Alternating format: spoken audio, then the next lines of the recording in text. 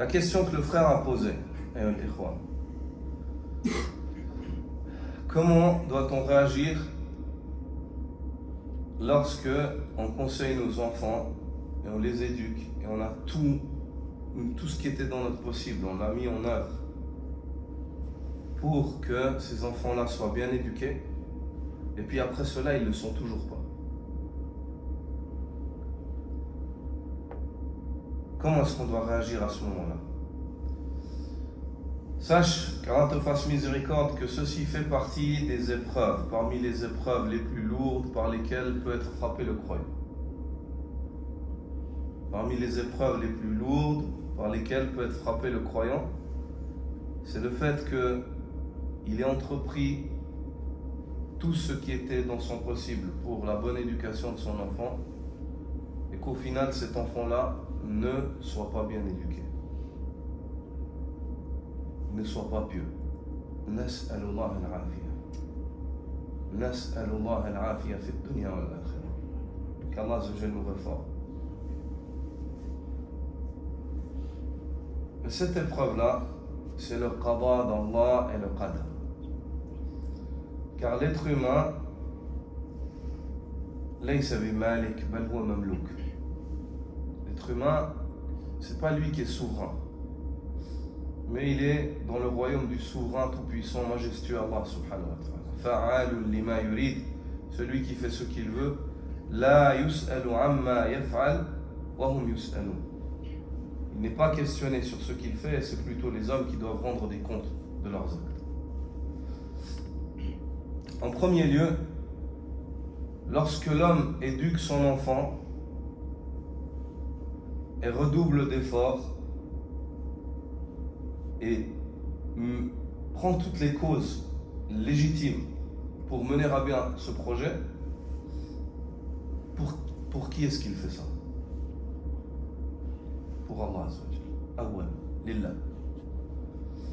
Si maintenant cet enfant-là, avant qu'il soit son enfant, c'est qui? C'est la créature de qui? d'Allah Azza wa Jalla.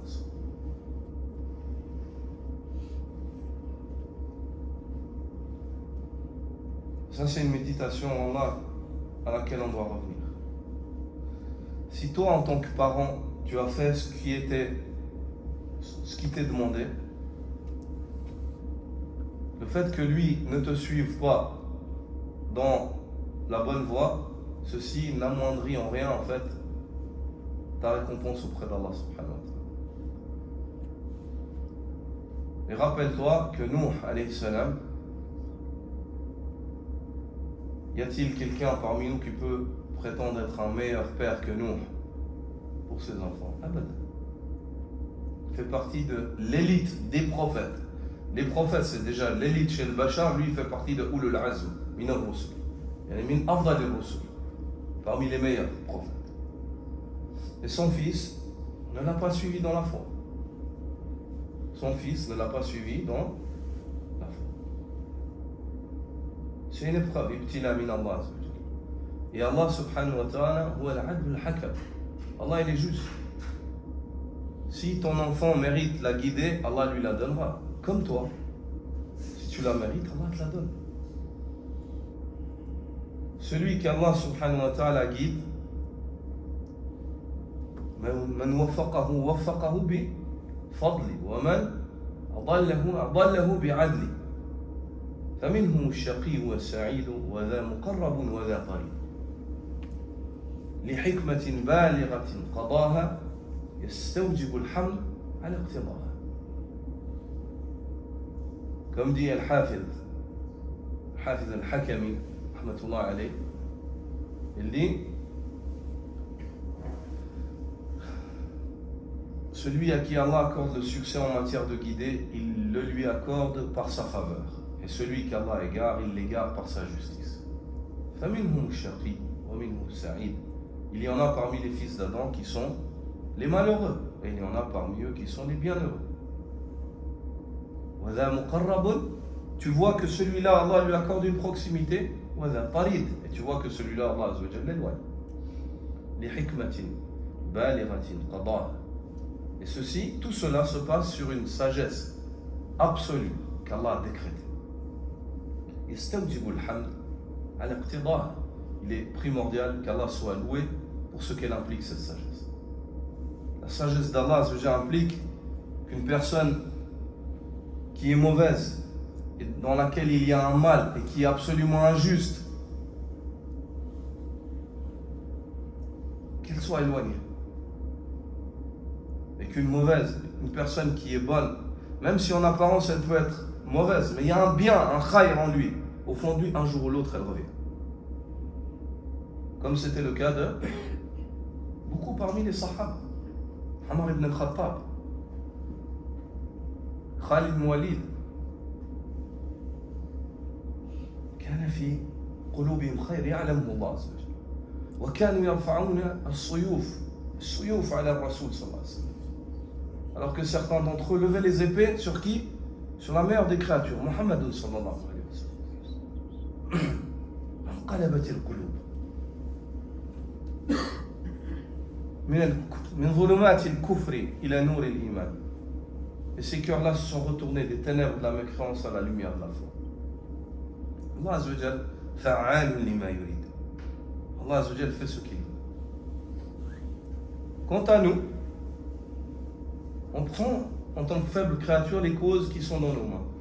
L'éducation, le fait de nous réformer, le fait d'apprendre constamment, le fait d'essayer de rectifier le tir si on fait des erreurs, le fait d'invoquer en leur faveur, d'insister, de patienter, d'avoir une bonne opinion d'Allah.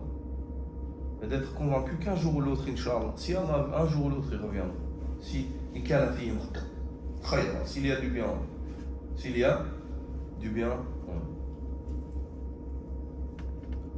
ça, c'est le conseil.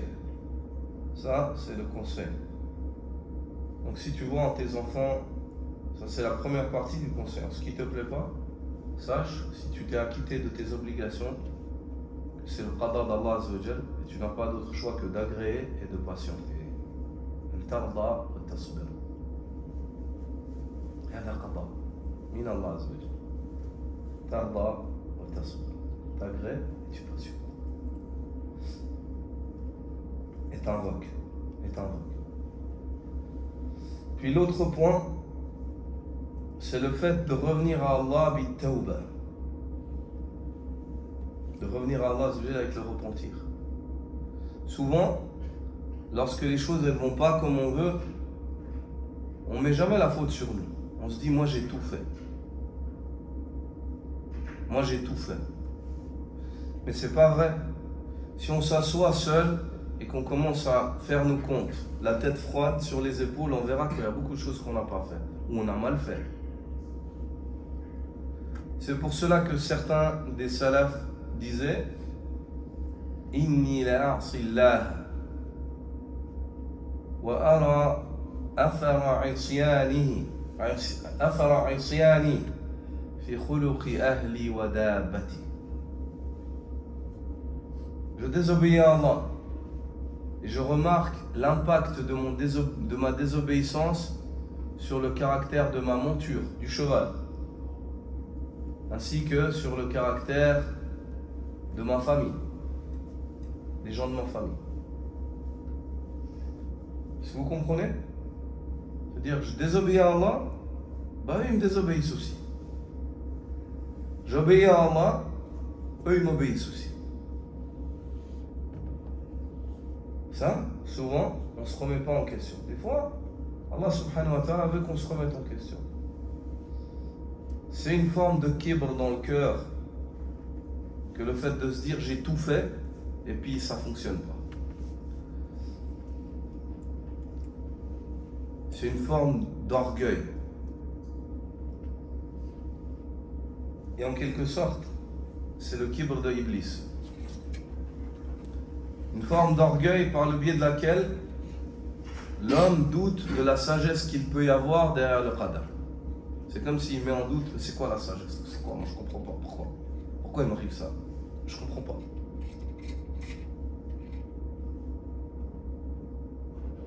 كما أخبرنا الله سبحانه وتعالى قال أسجد لمن خلقت طينا أنا خير منه.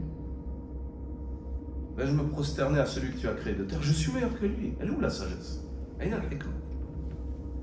Je t'ai adoré toutes ces années, puis maintenant, ça, cette épreuve, il a été éprouvé dans une chose qui était difficile pour lui. L'épreuve, elle n'arrive pas sur des choses qui sont faciles. Tu vas être éprouvé sur des choses qui sont difficiles pour toi.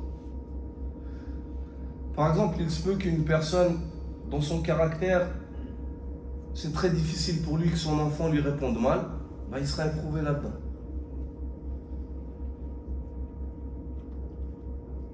Et plus il patiente, ben moins il sera éprouvé là-dedans. Et plus il se met en colère, ben plus l'épreuve elle va. Quelque part, c'est pour que Allah subhanahu wa ta'ala lui montre la faiblesse, où elle est sa faiblesse, et qu'il faut qu'il se rectifie tant qu'il est encore vivant. Avant qu'il ne soit trop tard. C'est ça, nuqtatut da'f. Ton point faible, c'est ça. Regardez, le lutf d'Allah Azza wa Jal. Le lutf d'Allah Azza wa Jal. Parmi les noms d'Allah, Al-Latif.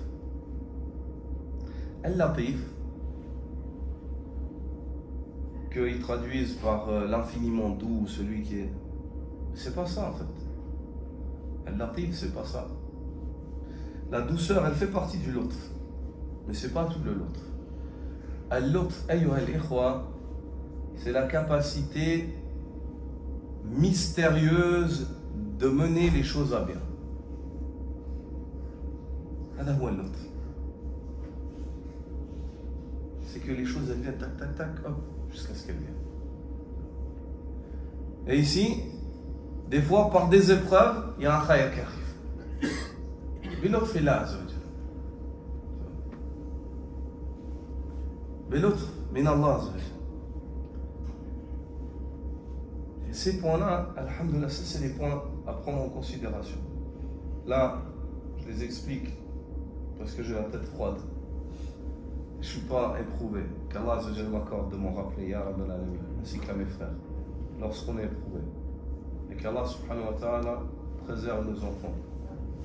Il les guide, Ya Rabb. Qu'Allah subhanahu wa ta'ala an yaktuba lana salah fi niyya wa dhurriya wal amal. On implore Allah Azza wa Jalla, le majestueux. On implore par ses plus beaux noms, par ses attributs, Jalla Jalaluhu, qu'il nous inscrive par sa miséricorde, son fadl, par son lutf, qu'il nous inscrive d'être vertueux dans nos intentions, dans notre progéniture et dans nos œuvres. Ya Rabbal Alamin. Subhanaka wa bihamdika ashhadu an la ilaha illa anta astaghfiruka wa atubu ilayk. Wa salli wa sallim ala abdika wa rasulika.